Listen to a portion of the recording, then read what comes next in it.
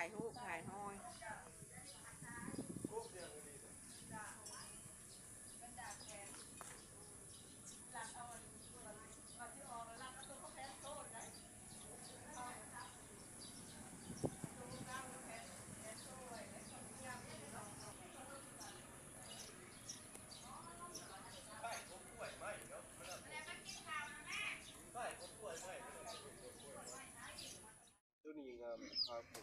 แปลเอาสิหนู มาบนเอ็นมาทันยุทธ ตายโอ้ยตกใจมาต่อภาษาไทยนี่แหละแล้วก็จะกระแปลเอาคือเฮานั่นแหละ เมื่อเดียวเขายัง นี่รถเฮามาแล้ววันนี้เอินทางไกลพี่น้องจ้าประเทศกระเจ้าพี่น้องทักทายสบายดีพี่น้องยามมื้อเช้าเด้อทักทายสบายดีพี่น้องบ่สุขสุคนนะจ้าไปหับจัดกับพี่น้องมื้อนี้ไปบ้านนภานพี่น้องจ้ามื้อนี้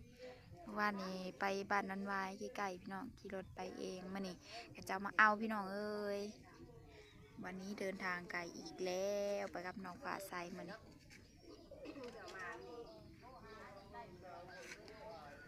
จืกจะบอกเพื่อนบอกนะ มือนี่นะบริซื้อ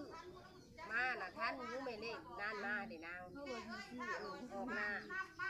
ไว้นางฟ้าเขียนมาถือมันเป็นตะนอนสาระอาไม่โทรทางนี้กระเปเอาแล้วบัดนี้ทางนี้กระเปเอาช่องใช้เป็นม้าว่ะมันบริเขียนตัวมอมันเขียนตัวนอว่ะบอกแล้วเขามันเขียนมันเป็นม้ามันพิษแต่ตัวนอซื่อๆเขาว่าเป๊ะใจม้าเลย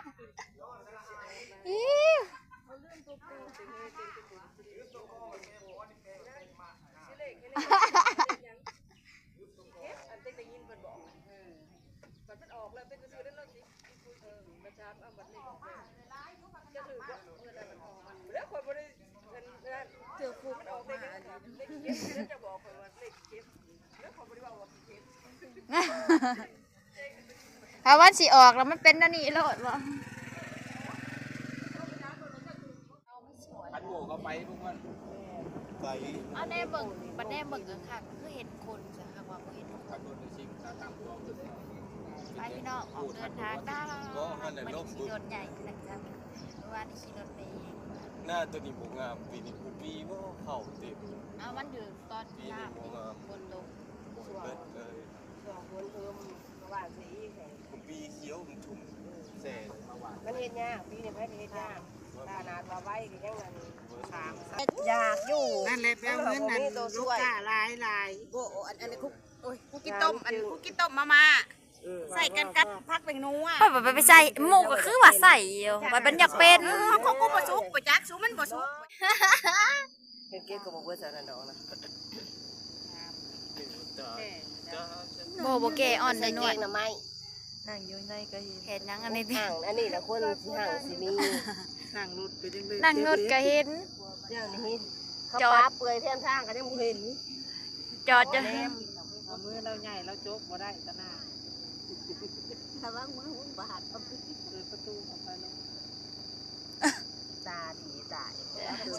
ตาหากินกัน นี่เป็นเจ้าได้สิ เก็บเพชรเก็บหอนี่พี่น้อง เราจะลังเราจะนันถอยหลังมาหายก็ได้ว่าเป็นยังหี คิดว่ารถเป็นหยังซะดอก ได้เล่น หน้าดอกพุดมันเก็บบ่เบิด เรียบร้อย เที่ยนะ เอากับ เดี๋ยวเบี้ยว เอา อ่อนบ่ ใส่บาดนี้ ใส่กุ๊บ คือคุบน่ะ ได้ งามลีมึงเนี่ย ใส่นี่นะแม่นครัวบ่จะไปพ่อหลายๆ เต็มคอนเลยเนาะ อาจจะมาตาย ซ้ำนี่แบบนี้แหละผักกูเก็บมือนั่นนะ แม่เฮ็ด กูบ่ได้เอาทิม เมื่อเพิ่งน่ะ ได้ออกเดินทางจ้า นั่นน่ะออก6 5โมงออกกับแกน่ะเฮาเป็นแกเฮาถือเรื่องนั้นลาวถึง5โมง เอาบ่ได้เลย มื้อวานมื้อซื่นน่ะ ท้องมือเลยเนี่ย มื้อนี้เราสิมาซื้อเล่นหน้าเพิ่นบอกหน้ากันเล่นๆมา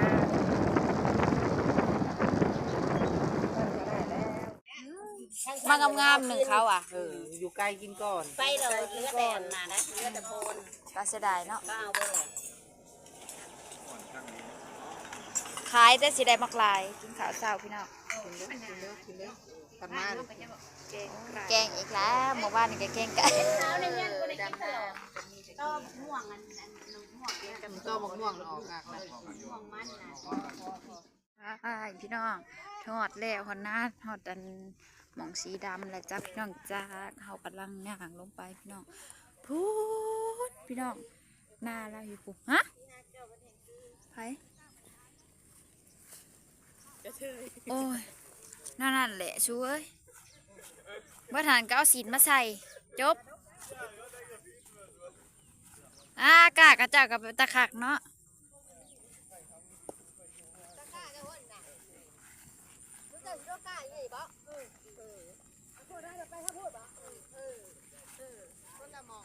thank you สบัดงามเด็ดผ้า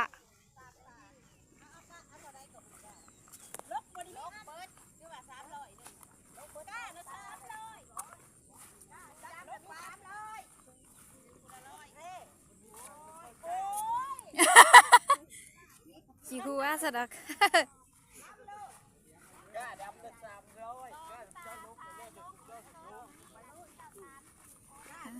รรยากาศพี่น้องขากะลีบรรยากาศ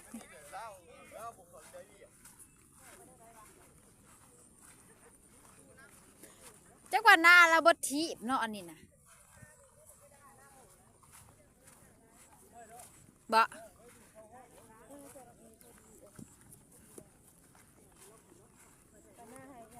เป็นตาขี้ข้านอยู่อันอยู่ก้าไถไก่กระดอขนาดใกล้ๆยังเมื่อยได้คนกะอัน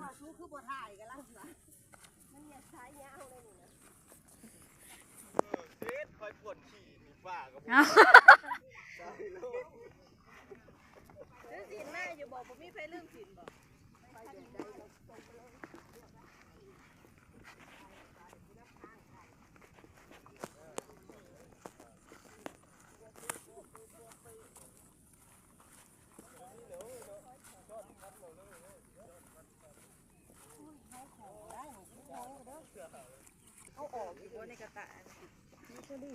ให้โค้งตัวนี้สลิปอะเนี่ยปลาทอดโค้งของโปเก็บเอาไปนะ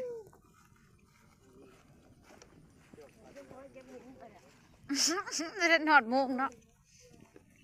ท่านหอดมุงห้าวซ้ำพอดีได้เพื่อหย่างหอด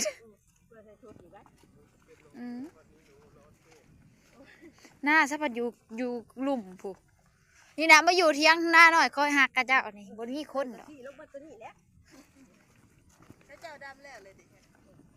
บ่มีคนนะหน้าหน่อยคอยหัก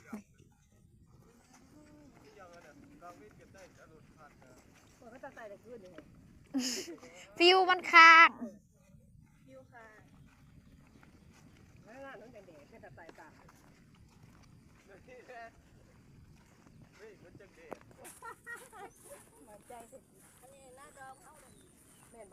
อ้าวเราหูแสดงว่าเฉพาะเราจัง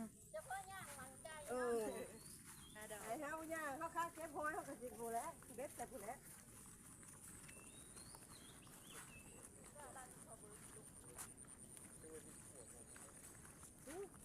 แล้วเราสิใส่ซาเล้งโค้งมาพี่เนาะมันหนทางมันขี่ไปได้บ่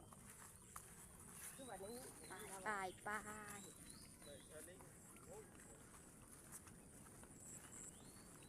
เจ้าดำลายอย่างเฮ้ยจะปัดไก่กับอันโมเมนของเราอยู่นี่บ่จากกันกล้าเอานี่เตี้ยนะหอยโขงนะมักใหญ่นึงแม่นบอกหอยเชอรี่บ่จ้ะแม่ทะเลก้นมันนะหอยโขงหาตัวนั้นก็ไม่แล้วมันไตดุมๆอยู่นะหอยโขงหอยเชอรี่เอาคล้ายกันเราเขาเรียกเนี่ยลงน่ะกอดกันตัวนี้นะแม่นี่เอาแม่ทะเลน่ะอีกบอกก็มันกอดกันนี่แม่น่ะมันจะกอดกันตลอดนะ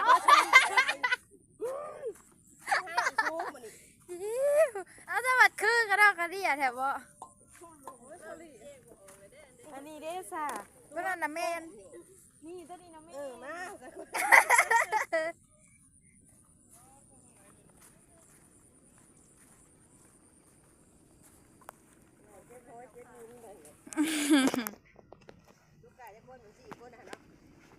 ดำจะคน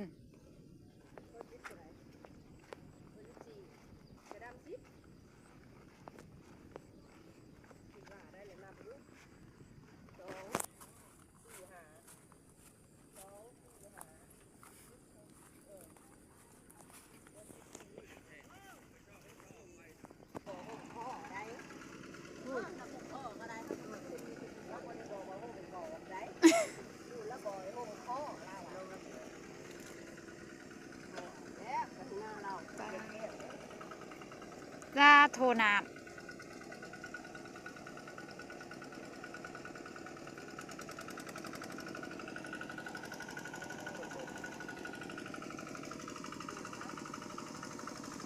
ไปพี่น้องจ้า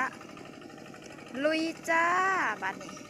แบบที่นี่ลุยเลยจ้าหอดหวงหอดยามเลยพี่น้องไปจะไปสิขอดำหน้าก่อนพี่น้องจ้าถ้าเบิกบรรยากาศซ้ำนี่ซะก่อนเด้อพี่น้องเด้อเอาละจ้าพี่น้องสบายสีแดงจบคิวเพียงนี้ก่อนเด้อฝากกดไลค์กดแชร์กดติดตามเพื่อเป็นกำลังใจน้องหลายคลิปต่อไปเด้อพี่น้องเด้อสบายสีแดงจบคิวแบบเพียงนี้ก่อนเด้อบ๊ายบายจ้าเอาไว้คลิปหนาเด้อพี่น้องเด้อได้มาอัปเดตอีกทีหนึ่งพี่น้องจ้าบ๊ายบายจ้า